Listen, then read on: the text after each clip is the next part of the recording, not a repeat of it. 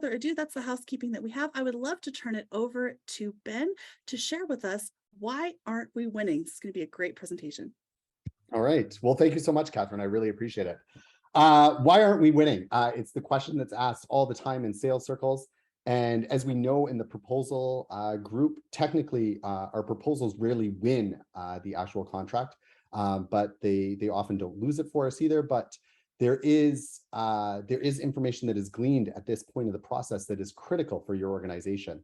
And it's important to be able to ask those really, really hard questions to help your organization grow. And so setting up good RFP investigation tools is critical for you. Now, Catherine highlighted that I am one of the co-founders of Pi. It is an organization that we thought was really important to get out in this space so that we could talk about sort of both strategic and the human factors inside proposals. I am also the owner of Geek Proposals. We're a data-based proposal response firm acting on behalf mainly of software and engineering clients, but some legal firms as well. So without further ado, I'd like to get into this. In my 3,600, I think I'm just about to cross 3,600 personal bids responded to. My organization has responded to slightly over 30,000. And we have encountered all sorts of reasons why we haven't won. So I want to kind of distill some of that knowledge here for you. And again, feel free to ask questions all the way throughout. It is also a great privilege for me to speak to you today, but it is a privilege that is not entirely earned. As a cis white presenting male, I am rarely challenged on my expertise. If I'm having a bad day at a bid or I don't like the bid process, people commiserate with me about the bid process. They never call attention to my emotional state. No one makes me feel unimportant. In fact, I'm often invited to client meetings and presented as a key member. And yet, strangely, all of my mentors have been women and often people of color as well. I stand on the shoulders of unseen giants. And so I just want to recognize it here that this talk does come from a place of privilege that I have received and not earned in all cases. So let's go through what we're going to be presenting today. So chapter 1, we're going to talk about certainty. Can you ever really know what someone buys? We are also going to talk about discovery. So this is how to find out what your customer is actually thinking. And then finally, execution, how you can build RFP investigation processes in there. And I believe that we have a poll. And the idea behind this poll really is, why did you lose your last bid? And so the goal of it is really just think back to your last bid. And this, maybe you don't know, maybe you do. If you have a hunch, put it in. If you actually have investigations within your organization, where you've kind of come up with a solid process for determining it. And I've just choose the option that's closest. I've put them all up there for a reason, and I'll just give it a minute. Do we have any results coming back yet? Yep, the results are coming back right now. It looks like the preponderance, so we've got about 80% of the folks who have entered in their answers, and the preponderance looks like it's going to go to wrong price. So the top three here are wrong price, no relationship, and I don't know. Oh, well, there you go. But the followed in the rears by wrong solution and bad proposal. Bad proposal getting one vote. Bad proposal. You know what? I feel for you. There is a moment of shame when you hit that submit button.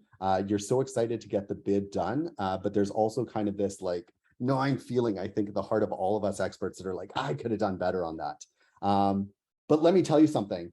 The truth is, unless you are the client, you really don't know why your bid lost. And honestly, these are all reasonable hunches, but that's all they are. They're hunches. And so let's talk a little bit about certainty. So this is the illusion of actually knowing something. And we are going to head back to school a little bit and talk about different types of data. So qualitative data, these are kind of the data sets of things. They're data that represent a thing. So it's like, for example, what countries do we have the most business in? What stage do we normally lose our bids on? How often do we have to bid in a year to get a good success rate, right? Like these are these are all kind of qualitative. They are things that are expressed as an object. Quantitative are specifically measurable or countable items. So it's very much something that can be expressed by a numeric value. Maybe it's a full number, maybe it's a ratio, maybe it's a percentage. So this would be how many bids were we shortlisted on for this year? What's our win rate is often a big one, or our shortlist rate, or how often. But I just want to hold that thought in mind, because how we capture data during our investigation process is important. And that brings us to the big thing, which is the 3 C's of investigation. So these are correlation, causation, and certainty. And I said we are going back to school, so I apologize for all of the science based proposal managers out there in this audience. You can just tune out for 2 minutes while I go through this and then come back at the end. So correlation, this is a fantastic one. This is the relationship between 2 things. I hear this all the time in my bids, like, hey, we always win bids when we bid to municipal governments that have between 50K and 500K population or something like that, right? Like they're like, basically we're mid-sized population providers kind of thing. Or we never win bids in places that end in an A. I had that from someone recently, and they're like, hey, we won't bid Alabama. We would never win there. And I'm like, really? That seems kind of silly. But Catherine pointed out like the most egregious one for like where you can make an assumption or a failure in correlation. So in summer, there are more murders. In summer, there is more ice cream consumption. Therefore, ice cream consumption is correlated to more murder growth. And of course, that's a silly fallacy. It's a logistical incongruity. But like the idea is that's the way correlation. But correlation does have some value. Like getting large data sets together and seeing when there are patterns is important. But you have to check the underlying assumption that's involved in it. Causation, this is the idea that one thing necessarily leads from another. And so for all those people who put in, hey, we had the wrong price in this bid. So you're basically saying, look, if we had knocked 100,000 off our bid or 50,000 off of this bid, we would have won that thing. Like that is the direct correlation that you're making in that assumption. Or for that one person who said that their proposal was poorly written, you were basically saying, hey, if I went through that and like checked all the grammar or checked the messaging, that we would have won that bid. Like we had the perfect solution, we had the perfect price, but everything else was, at the end of the day, whoever was on the steering committee that read that document said, oh, no, I can't hire these people because I saw another competitor's name in this bid and it was definitely reused content, right? Like it's, anyways, I'll get into that. Causation is something to look for, but there is a real danger in focusing on causation. And then finally, there is certainty. So this is the idea that something can be known for sure, and it underlines most of our physical laws. But the reason that you get like really good scientists that go on media and say, well, this is a theory, or we can't know for certain, but the probability says, this is the idea that it's really hard to get absolute certainty on something. Even buyers will be hard pressed to be like 100% sure that this is why they bought something. They may have a really good idea of why they bought something, but there are so many other factors that like push their behavior. So they can't be sure. And you can't see the competition in most cases. You can't see what's going on behind the scenes. And so actual certainty is hard. And this is where we come to probability. So probability is based on assumptions that you make, underlying assumptions you make, the estimates on how likely something is to occur, or how likely something has to occur. And when we are looking at investigating a bid, ultimately probability is what's going to help us lead to kind of good understanding, because at the end of the day, do not seek certainty. There is no value in doing so. It is an impossible task. Seek actionable data. And this is really critical when you're thinking about like your organization's growth. So Catherine and I, we are a 2.5 person shop in Pi. If Catherine has a hunch on something, it is no big deal for us to go with that hunch, because she is 40% of the decision making. And we are willing to risk a lot on her ideas. Like, for example, we put a section in Pi for group projects. I thought this was going to be a great thing. Turns out not a lot of people are interested in doing group projects right now. And so, we'll abandon that. But the risk to us was very low. when you're talking to your CEO or your COO, and not you personally, but your sales VPs or something like that, and you're saying, hey, look, the customer's saying that we didn't have this feature in our bid, therefore they couldn't choose us. And they're like, they're going to come back to you and be like, are you sure that's the reason they didn't choose you? Because you're asking me to allocate $4 million in R&D budget. And they aren't going to do that on a hunch. They're going to do that on a percentage or a probability. And maybe that actionable decision is to like investigate more or to research more. But like the idea is, please do not be focused on, I will only make a decision if we have certainty. Your decision should be based on what is the highest likelihood or probability that's happening. And that brings us to why they don't buy the RFP version. Now, if you go online and search why people don't buy, there are lots, like there are groups that are like, yeah, here are the 15 friction points that prevent buyers from buying from you, or here are the 8 reasons that people don't buy from you. Zig Ziglar has his great little, like, these are the 5 reasons. But because we are in an RFP and we are at the bottom of the funnel, we know that they have identified a need, they have identified a desire. So those 2 get thrown out the window. And at the end of the day, I like to bucket how people don't buy into these 3 areas. And so it's, they don't know you, they don't like you, they can't afford you. And if I do that, then I can create data sets that support that and then lead to decision-making process further down the road. Now it's possible there's like, I made these circles kind of overlap because I wanted to show that they aren't necessarily like independent of each other.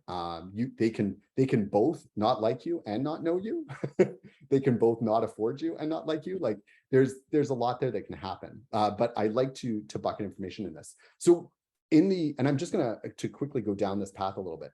When they don't know you, this is all those people who clicked on the poll up ahead and they said,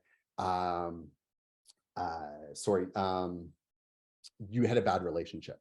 So in this case, you haven't done the groundwork, like your capture team, your sales team, they haven't done the groundwork of identifying themselves to the customer. Your marketing team hasn't put you out on like the Times Square billboard or whatever was needed to get your customers' attention.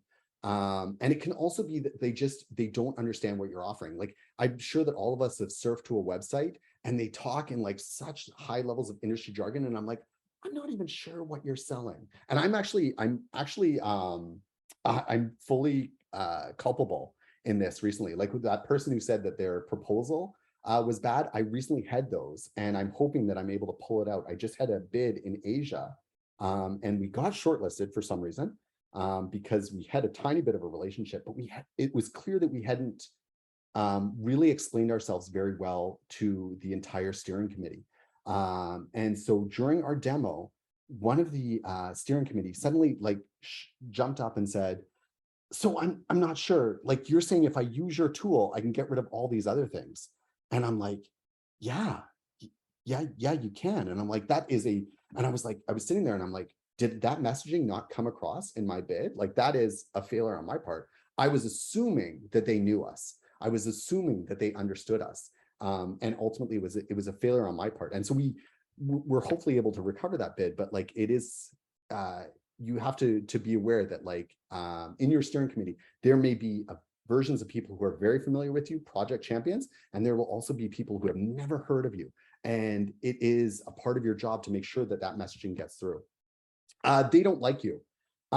This happens when you are possibly a company that has done something bad in the marketplace, or you're associated with something that people don't like, or they look at your feature set and they're like, look, this doesn't really, like if you're kind of bidding cross industry sometimes, they can look at your feature set and like, look, this isn't really something that's for us.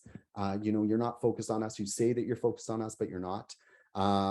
So these are kind of like friction points where they're just like, there's something about this that it's off. I'll give you some examples.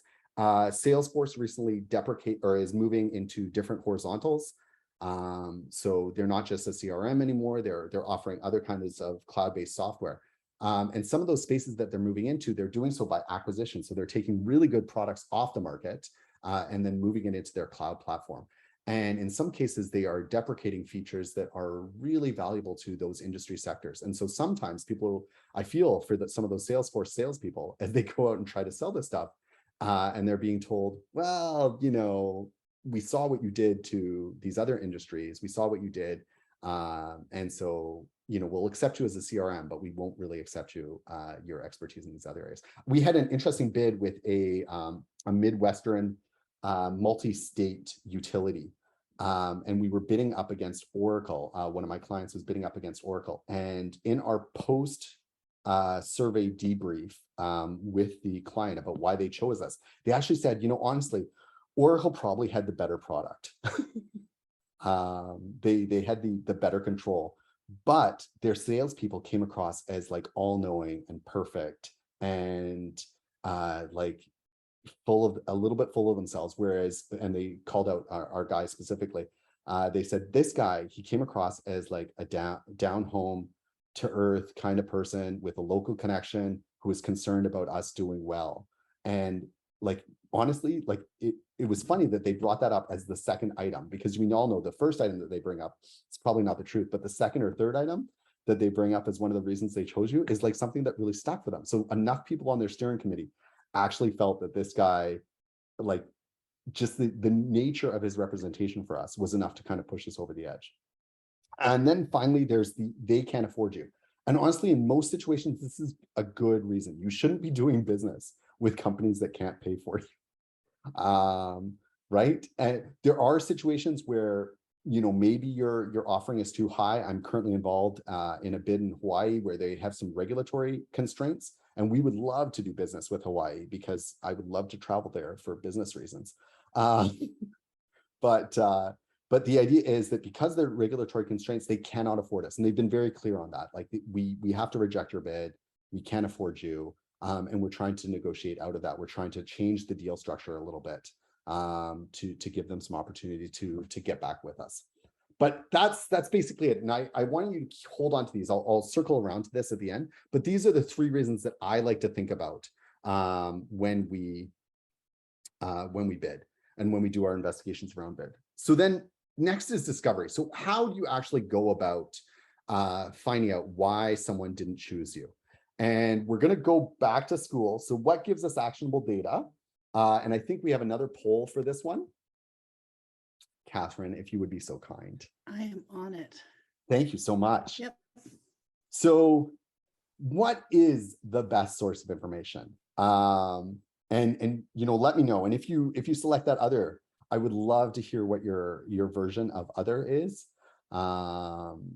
in the chat. And Catherine, if you would be so kind to monitor that if anyone brings up. But and I'll give you a second to say it. But what is the best source of information that you can get on a bid? So right now we've got 87% saying the buyer, 6% saying other suppliers, competitions, and partners, and 11% saying raw data. So the vast majority here are saying, we've got 20 people. I'm going to end the poll and share the results here. 75% are saying the buyer. Perfect. All right. That's solid. So going back to school, what we really highlighted here is the difference between primary sources, secondary sources, and tertiary sources. And I would tend to agree with you that most good data comes from the buyer. But having said that, there are some caveats with that. One, buyers lie. And two, buyers sometimes can't always be truthful. Because of regulatory constraints, they can't always give you the honest information. And sometimes they just don't know. So with that in mind, I just want to review what you can expect to get from each source. So primary source, the buyer. So for the most part, you can get good data out of them, but you have to be careful in how you ask. So interviews is really one of the good ones. And this is the time where if the buyer has granted us an interview, either because we have won the project or because we've lost the project, I go to our sales team and I ask them, have we exhausted all Hail Marys to try to win this bid? And if they say yes, then I say, great, I'm going to slap a muzzle on you, because when we go to this meeting, you are not allowed to say anything that tries to influence the buyer one way or the other. All you do is say, thank you for the data, or thank you for that information, or that is a really good perspective. This is the time to try to back build relationships a little bit. and not the time to try to recover the bid. So the best time to ask when you're doing an interview, if you've won the bid, is the honeymoon period. So this is post-award, but pre-project start. It's when everyone is still excited. There's a dream that everything is going to go right with this purchase. There's no buyer's remorse. This is the best time to ask any of your surveys. Now, if you have lost the bid, pre-project start is also a good time to ask them if you've done a lot losing bid, but you can also ask just slightly after the project has started, like a couple months in, and they will probably give you slightly different answers, but still relevant data. Some buyers have to post the results of their surveys, especially if they're in government. So you can read those postings again. They're probably sanitized for public consumption, so you can't be 100% sure of the truth, but if they had a scorecard, for example, there might be some information there that you can get. Casual conversation with buyers is critical at this point. I'm a big fan of always making friends with procurement teams. They have to be very cautious about what they reveal, but there's a lot that they will tell us in post-bid back and forth that gives you an idea. And also, I try to turn, I don't know if you watch Sherlock Holmes, but there's the irregulars.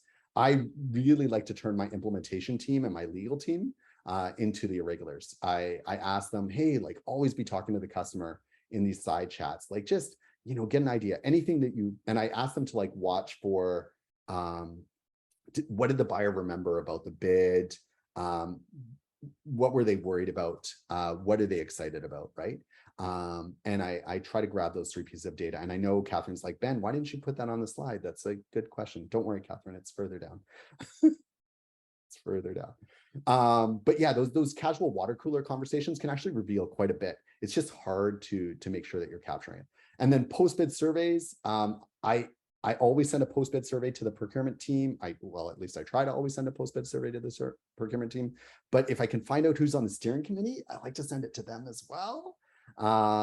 And I don't make these super complicated. And I'll show you what I do in chapter 3. Or I'll tell you right now. So for post-bid surveys, really, really easy. I send 3 questions. So what do you remember most about our submission? What did you like about our offer? And what do you hate about our offer? And the reason, and I ask in this order, so what do you remember about this submission? Honestly, if you're a solution fit to the customer, what they remember about the submission is most likely the thing that tipped you over the edge. It is the final 2% of the bid that got you there. So maybe it was a good graphic or a good asset. Maybe it was the fact that you made mention to something specific that like tickled their fancy. Maybe it's in one case in a bid that we were doing in Alaska, the guy mentioned like this joke that we had made on one of the pages, and I was like, great, I'm glad that was the thing, like a little bit of humor, like that got you over the edge. What do you like about our offer? This is the thing that was their minimum criteria for you meeting their bid requirements.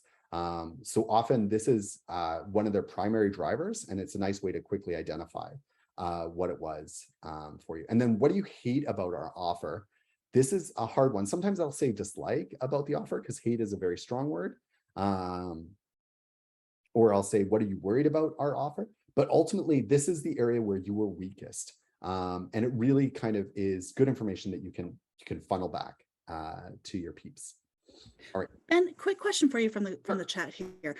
Sarah Albright asks, we're a fairly small team, no legal department, etc. Who should be doing the follow-up? The subject matter expert, the proposal writer? So who do you think is in charge in kind of a smaller operation of taking care of this? If it is a very technical bid, an SME is a great choice for it. But honestly, if it's just around deal structure, like you as a proposal manager should be learning a lot. Like you should be working on trying to develop really good sales understanding and understanding deal structures a little bit, like not to the level of sales, but like enough so that you can ask procurement questions. Like I'm a big believer in myself doing these bids, doing these post-bid surveys and doing these post-bid follow-ups, because I'm very familiar with what we submitted. And I'm not going to focus on the minutia. I'm going to try to focus on the overall thing, because again, I can go very far down a path if I'm a technical expert on like a single item that they might have been concerned about, but maybe I'm like any steering committee is more than just one person. It's a large organization, and it keeps an idea of like the larger structure of why someone selected us. Did that help? Hopefully, Sarah? Let me know. If not, we're on Pi together. Feel free to message me. I'll hang out. I think you're good. Okay. Yeah, good job. Secondary sources. I love secondary sources. If you had partners with you on the bid, depending on their relationship with the buyer, they may have more data to give you. Other vendors. So if you are aware of other vendors that are on the ground and work with you in other situations, they may be able to give you information. And again, this is more the water cooler talk. It's the qualitative data, like stuff that they've heard. Oh yeah, you weren't selected because your price was astronomical or something like that, right? It's not really a data point that you can write numbers on. Industry report consultants. So these are the Gartners, the Deloittes, the KPMGs that write these industry reports. Often they actually ask in their annual reports why a buyer didn't select someone, and they can leave that information. It'll be in their weaknesses area. So it's good information for you to have. Competition. So FOIA. I actually FOIA'd someone this morning, and I forgot how easy it is in some municipalities. Like I'm here in Canada. Canada is a pain in the butt to get freedom of information or like to get access to live bids. But in the States, I forgot how simple it is to FOIA something. So if you have the ability to request redacted versions of the other person's bids or public viewing of the other people's bids, not only is it fantastic data about like contrasting yourself to someone, but it can also give you ideas about like assets that you want to develop for your own bid and where you want to invest some of your proposal budget. And then history. You can look at the history of what municipalities have chosen or government organizations have chosen, and even commercial entities, so that's a little bit harder to see. But the history of how they have chosen in the past can really guide some understanding on why or why not they didn't choose you. So for example, I am working with a customer right now. We are about to go into our third bid cycle with them. They bid every 3 years. Typically they choose the incumbent for 2 years. So I know that this year I'm going to have a really hard job of winning because we are the incumbent. They are very much inclined to go the other way. And this is just common for them. We've been dealing with them for 20 years. We can see from the CRM, they seem to like sub out someone every 6 years or so. All right, and now we'll. Ben, I have a real quick question for you. Sure. A good question that popped up in the chat. So we're talking here about secondary sources that are kind of outside. Like the ideal is to talk to a buyer, but one of our attendees here is asking about like, what if I can't get a debrief? Like, what if my technical piece came out really great, the price was the right price, they didn't choose us, we can't get a debrief? If I'm in that situation, am I looking at secondary sources to try to get that? Like, is that where I start? 100%. Yeah. Secondary sources are the best chance that you have of higher level qualitative data that are closely linked to the buyer. So I deal a lot with a company called Schneider Electric. I have a good relationship with them. And so their salespeople are everywhere. They're like mice, rats, cockroaches. No, I want to say something positive, but that's a lot. Butterflies, cicadas. They're invasive. They're invasive everywhere. And I try to make friends with as many of them as I possibly can in as many different regions as I possibly can, because the amount of like casual conversations that they have with multiple industries is fantastic. And everything from like real estate to engineering to construction to municipal bodies to utilities, like they know it all. And so I am constantly like asking them, hey, what did you hear about our bid? Like, but usually they won't have the information until 4 months after, 6 months after. And that's kind of a point that I want to make in the third chapter, which is that your investigation doesn't really end like 30 days after your bid is submitted or 30 days after the award is granted. Your investigation like continues and should be an ongoing and continuous process. So really good question. Yeah, it sucks when the buyer won't give you a debrief. And honestly, what I try to do when they won't give a debrief is I do often follow up a couple months later and say, look, I know you can give us a debrief. We're well past award date. there's no real conflict of interest here. Like, are you interested in just giving me like some high level like feedback that would really help us? And I know it's important. And honestly, like I do all sorts of things. I was telling Catherine that recently I got some scandalous illegal information from a municipality because I bought that person a Uber lunch, and we just had lunch and talked about the bid. So anyways. Yeah, that's here. Roxanne says it's surprising how much information lunch can buy you. Yeah. So if you can't get a formal debrief, maybe we try to go through some informal channels. Maybe we look at secondary sources, and then we're going to hop into this tertiary source discussion here too. Great, thanks for that. Tertiary sources. So bid statistics. I am a geek proposals, right? Geek in the name. I am a big believer in bid stats. If you do not have bid metrics, you are doing a disservice to your organization, and your organization is doing a disservice to you. Because you are not being treated fairly, I am sure, if you are not tracking information about like capacity or shortlist rate or how much revenue you're bringing in or any of these things. But what I look at bid statistics, it's really like the outline of the crime. This is the skeleton of why we didn't win. It's not going to tell you exactly why you didn't win, but it's going to give you some good key indicators about what was actually happening during the loss. And then the other tertiary source is this is your internal postmortem, your after action report. Needs to be a lot of hard honesty on this. And that is one of the hardest things to develop inside your organization. But these are the witness statements. This is the actual information that was presented to you by the people that were working with you on this bid, that were involved with the customer, and kind of like their recollections of what occurred.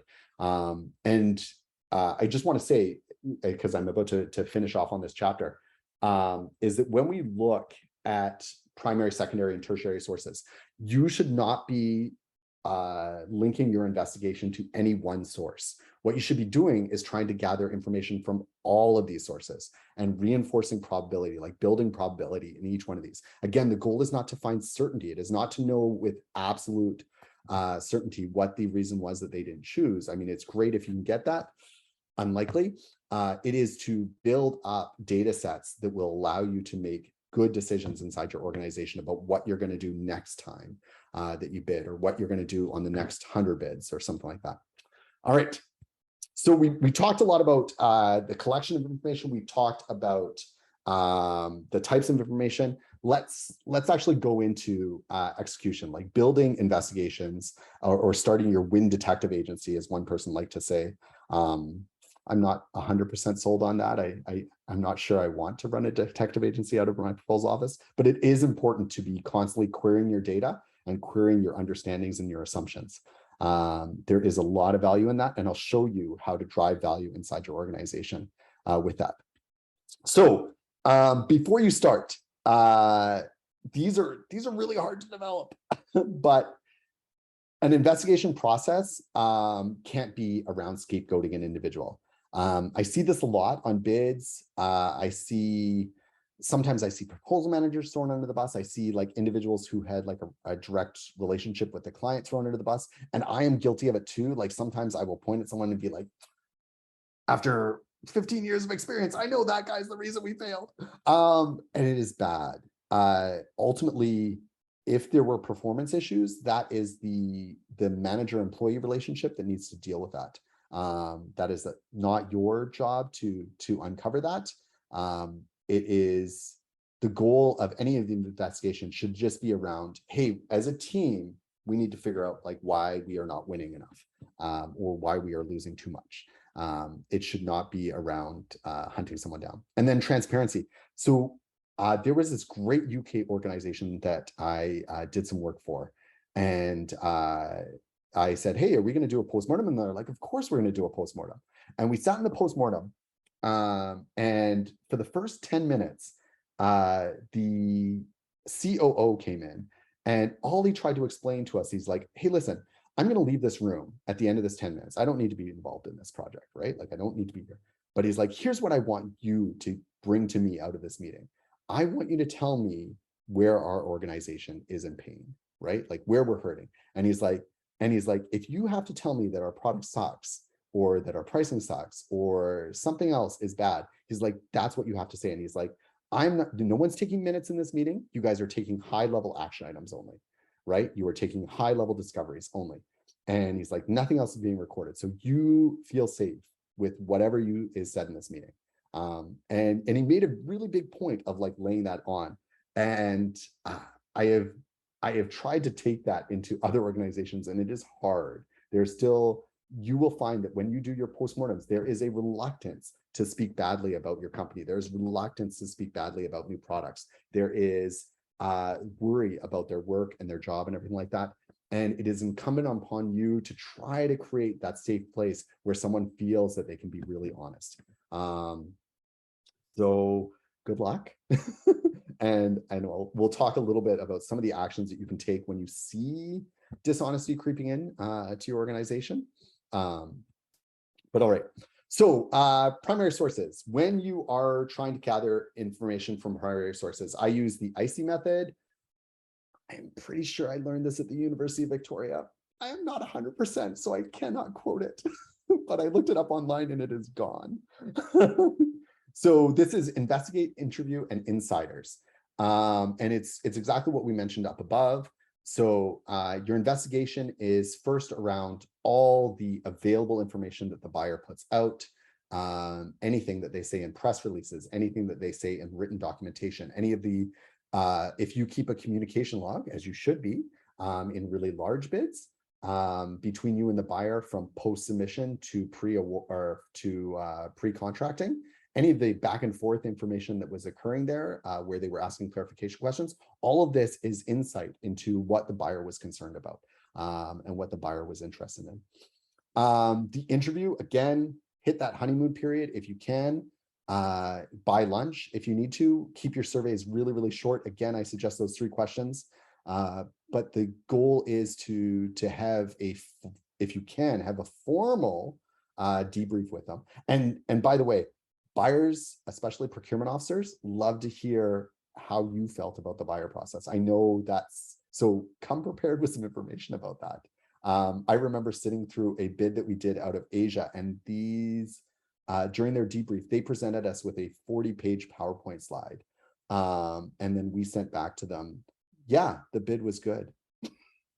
And I was like, that must have been crushing for their poor procurement team to have delivered all this feedback to us and for us to have given them nothing. But it is a good chance. Like if you can try to tell the procurement team what they did well, what you didn't like, what you struggled or what you questioned, right? In that bid where I learned the scandalous pieces of information about the municipality, that was actually just me saying, hey, you had these questions about references, but then you asked all these other questions about my other customers. I'm curious why you did that, right? Like curiosity is rarely punished. If they say, oh, I can't really talk about that, great, then you know that that's a closed area. But come at it from an area of like, oh, I'm interested. I'm very curious. I love the meta process of buying things. I procurement, right? The more excitement and the more interest that you show in them, the more willing they are to open up. I think there's a TED talk, honestly, on how to start a good conversation. And she's fantastic. And one of her pieces is just be curious about people. And then insiders. Your investigation, I referenced this earlier, should never stop after the submission. It should go on for the length of their project until they go live, honestly, or until they are going to tender again, or even further. Like you can make it a lifelong investigation with the customer as long as they're your client or not your client. But I constantly set reminders to myself to check in with the implementation teams or the deployment teams or the service providers of any of my clients and just ask, like, how's this deployment going? Like, what's happening? What are you hearing? You know, and they will tell me like the things that the customer is not liking, the things that the customer is concerned about, the issues that the customer has, or you know, like often what I hear a lot of is, hey, we thought we bought this, but we actually bought this. And so it's great to capture that delta because that's information that you can funnel back to the company. And again, I'll reference that later in the bid or later in this document. But then finally, data is useless if you are not capturing it somewhere. If you guys have a postmortem and that information is just being stored on some meeting notes somewhere, that is a disservice to your company. If you perform an investigation and you are not writing into somewhere, that is a disservice to your company. If you are interviewing people and you are not storing that information somewhere that can be readily read and disseminated, you are doing a disservice to your company. So it's really important. And we as partial librarians of our company's existence should be really aware that this is content that we are creating here. It is not necessarily content that we are going to publicly disclose, but it is content. And as such, it needs to be curated, it needs to be developed, and it needs to be referenceable. So I'm just going to quickly, before we go to secondary and tertiary sources, I just want to talk quickly about some of the ways that we capture data. So if you have a lot of qualitative data, you can use validation fields. So first off, a CRM. If you have a CRM inside your organization, there should, hopefully you can ask your provider, whoever does your CRM maintenance inside your organization, to add some fields around the collection of data. Things that I like to collect are survey results, buyers' impressions, buyers' concerns, in like a free-form field. And then if I can, I like to, if they have a demographic session, I like to include that. But like, I also like to include like shortlist rates, win rates with that client, number of meetings that we held, stuff like that. And it can help drive a little bit of understanding of the client. Content library. I have done this in the past. I was trying to use RFP 360, which is now a deprecated product, to create a customer survey repository. So basically, I would import CSV files of any surveys that I sent out to customers, and I would just record those 3 questions, and then over time provide a numerical value around those responses, like how often we got, your price was the lowest, and that's why we chose you, kind of thing, right? It didn't work as well as I hoped to, but at the bare minimum, it did create a referenceable section where someone from the product team could stroll through it and get an idea of like what our clients were saying about us. So product sales, marketing to review. Flag 2 marketing. Spreadsheets. Worst comes to worst, you can store your data in spreadsheets. I would just create a column for each piece of information that you're trying to collect, and then make it uniform across customers and make this a living document, one that gets updated and one that gets reviewed on a regular basis. Who you review it with, we'll talk about at the very end of the presentation, because that's important about where you deliver this information to. Because again, the goal of capturing, going back to my reasons or my subset, and you can use a different 3 questions, but I like to bucket probabilities against what people are like. If they've indicated to me price is an issue, then it's great. That's another they couldn't afford us bucket. Or if they said, hey, like we just have a much better relationship with the incumbent, that's a we don't know you bucket, right? And we'll talk about how to deliver information. And then the interview card, I do my surveys sometimes out of type form. I'll store the information there as well, and I'll add additional type form. It gives you an option to add additional columns and sections where you can like write your own notes in after someone has completed an interview. So I will often collect data there, and then people can just see.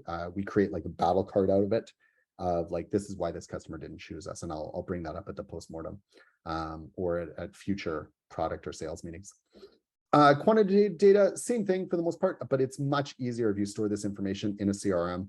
Validation fields allow you to run reports against it, and reports, as we know, are what executives love to see when they're making decisions and taking guesses on things. Again, you can create reports out of spreadsheets, so another handy way of doing it. I don't use Typeform as much on interview cards for this, but you can. And then there are sales analytics software out there. Patry, for example, would technically allow you to capture some of this information. Catherine, my guess is Plan Win would as well. I know that you can capture in Loopio, you can capture like whether you won or lost the bid, and leave additional notes on it, and they'll track that in their own reporting. RPIO will do the same. So there are some tools that will allow you a little bit of capture in this regard. All right. secondary sources. I think I talked most of this to death. What is it that I wanted to cover in this area? So for the most part, most of this, partners and vendors are going to be qualitative data. So you'll want some free-form fields for storing this information. Again, the follow-up needs to be casual in nature. It shouldn't be a formal process. It's very much like, hey, tell us what you know, kind of thing. Reporting bodies, I make it a point. I set a Google alert after every bid to get the press release for that RFP. So I will often take municipality name in my Google alert, plus bid name or plus bid type. I'll link that all together and I'll just wait for Google alert to trigger, and it will. It's a pretty high success rate. And if I don't, I set a follow-up 6 months after to see all the press releases that the organization has released on their website. Anyways, that's part of it. And then when the industry reports come out, I do try to touch base with the industry providers to see if they did any subset interviews and stuff like that. That's a little bit harder to get. Competition. So FOIA, again, if you don't know how to do a FOIA process, try justfoia.ca or .com, sorry. It's a fantastic website that gives you access to, I think last time I checked, like over 2,000 municipalities that will do freedom of information. And it is a fantastic way to like get some really, really hard data on why you won or lost, and especially about what the competition did. And you can actually build quantitative data out of this. So you would be shocked, I think, at the number of organizations that release a bid and don't redact their price or don't redact their cost of doing business. And so you can get super, super high competitive insights into your organization, and then you can directly contrast that against your price offering. So super, super value. Again, just FOIA, can't recognize or recommend it enough. That's for the States. I suspect that I don't do a lot of freedom of information internationally. Like in Asia, I do almost none. In Europe, you can go through the EU. There is a process there for releasing. But yeah, Canada, bit of a pain in the butt.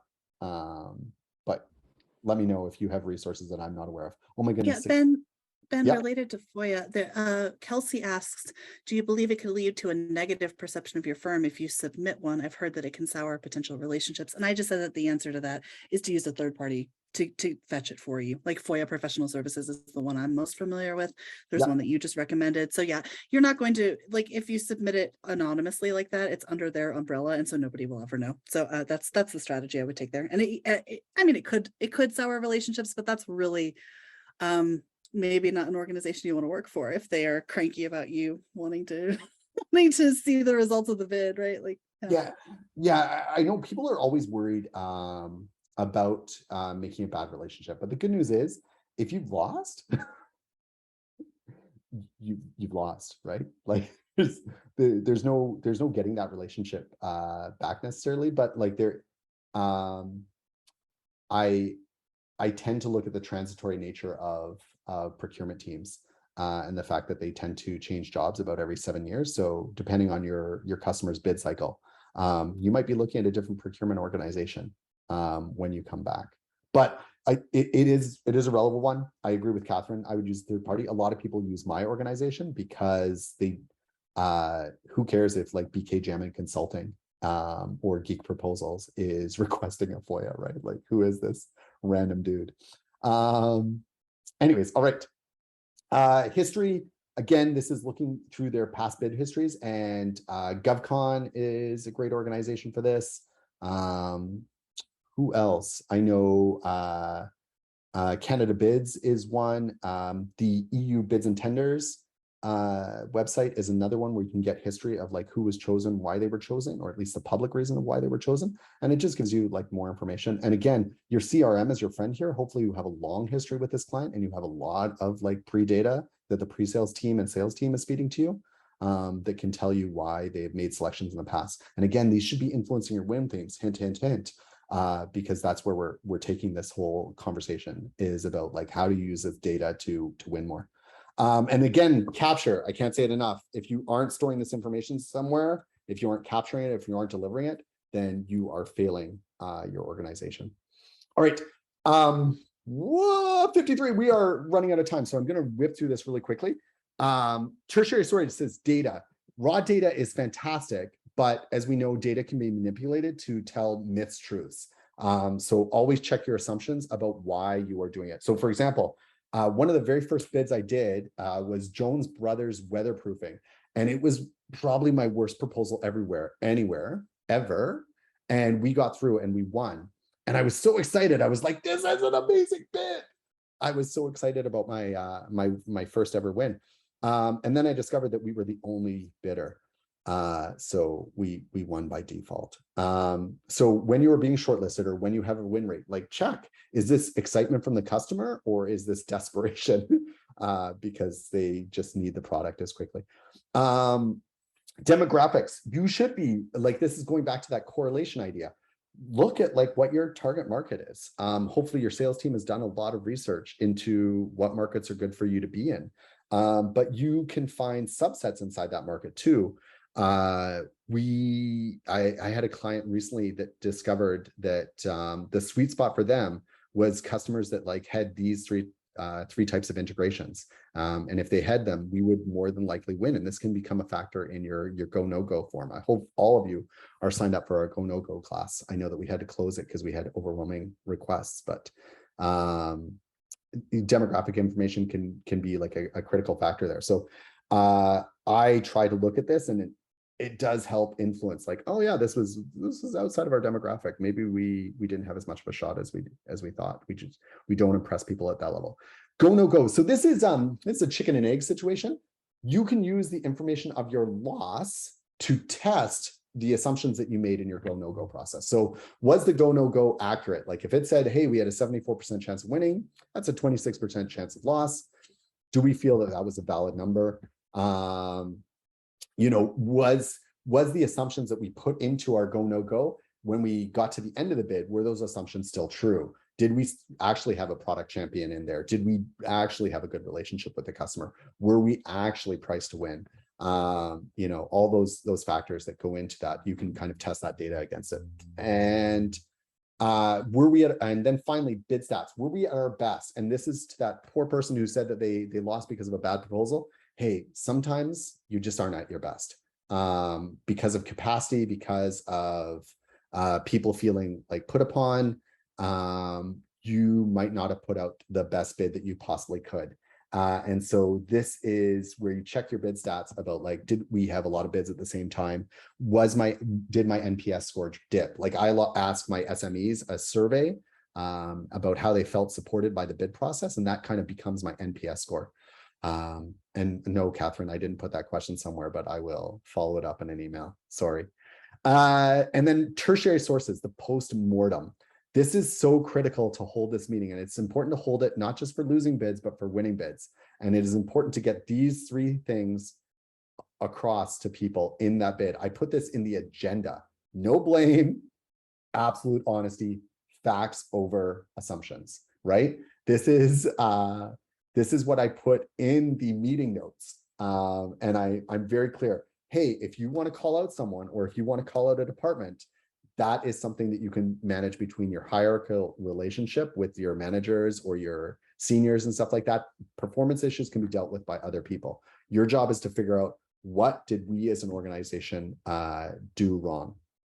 So in no blame, never call out someone by name. I never reference people by their name in the organization unless I'm saying something positive about their performance. If an attack is made, I censor that person right away. I say, look, we do not attack. Do you feel that this is a performance issue? Bring it up somewhere else. And if they get snitty about it, I query them about how we could have supported that person better. So in this case, like if someone is feeling attacked, I'm like, great. I'm sorry that you feel that way. I turn to the person that just got attacked and I'm like, how did you feel about the proposal process? Were we supporting you enough? What is the data that we could have provided you, right? And it does put them on the spot a little bit, but it gives them a chance to like defend themselves in an open environment. And I tend to get off the scapegoating as quickly as possible at that. And once I've done a couple of postmortems with people, they all kind of fall in line.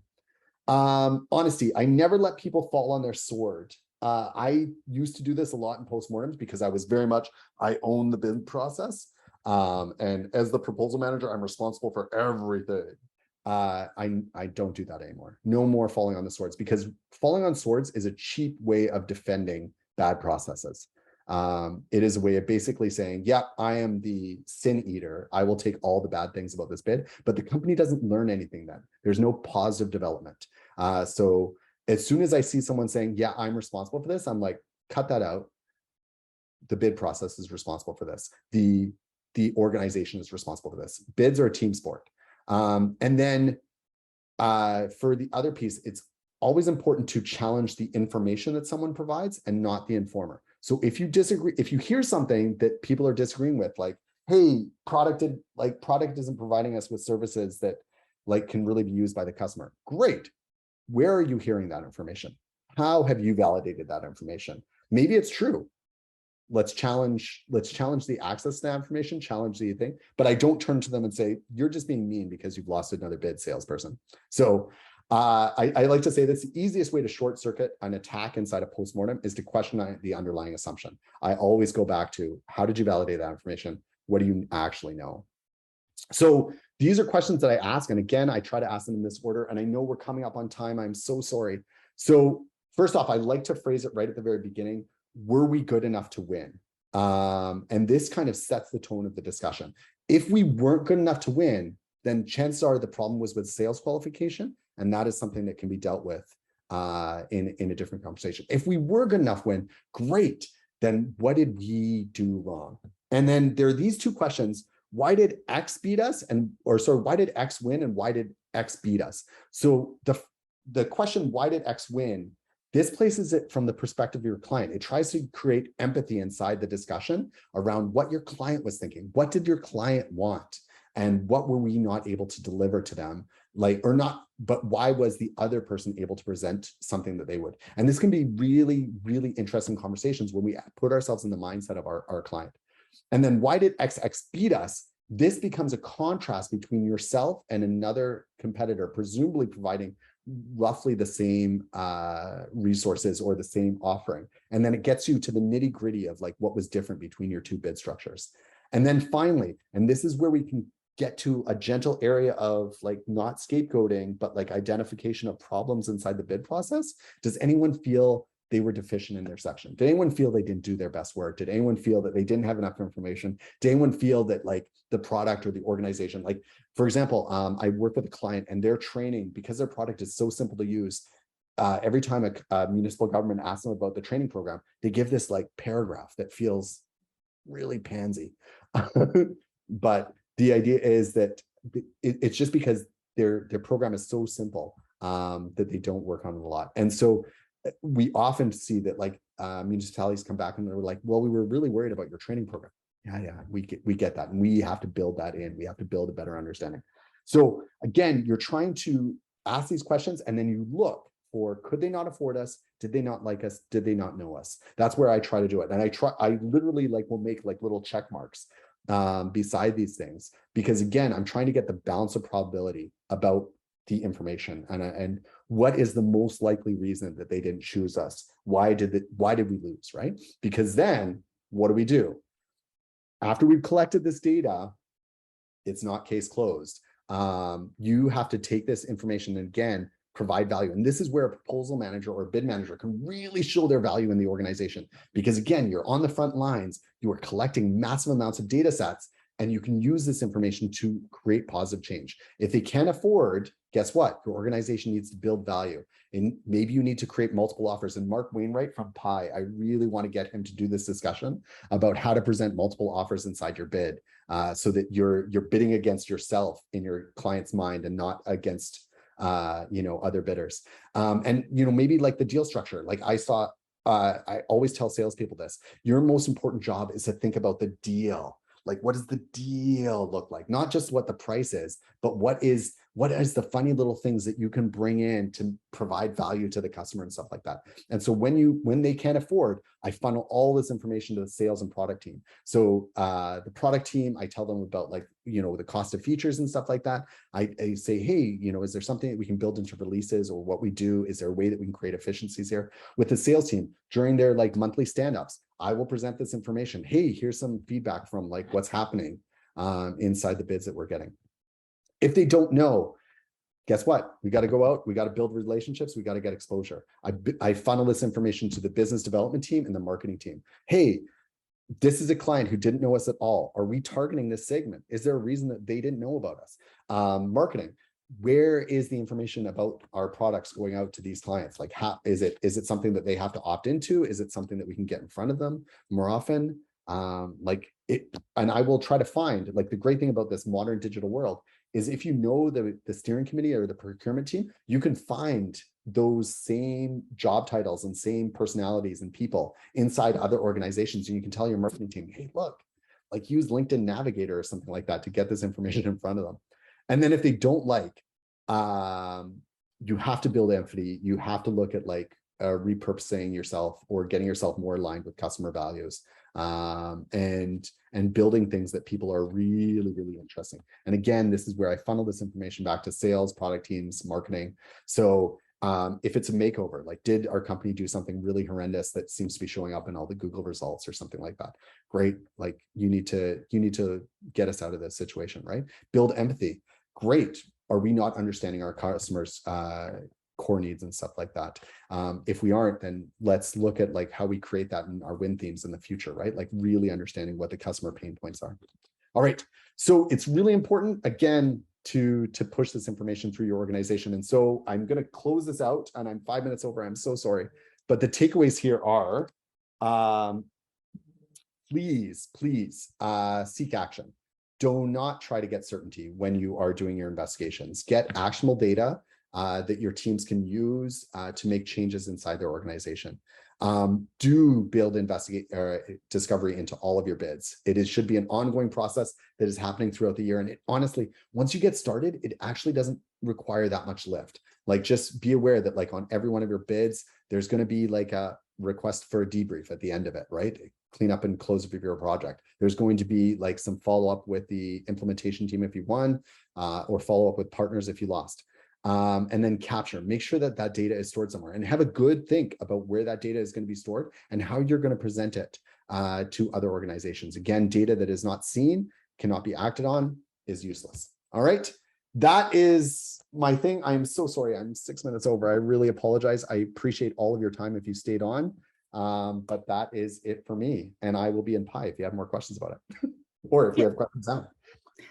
Thanks to everyone for joining us today. I would really strongly encourage you, if you'd like to grab some of our stickers, if you'd like to learn more about what we are working on within the Pi community, swing over into proposalindustryexperts.com. If you're not already registered, you will be getting the session in an email, and it will also be available in the Pi community.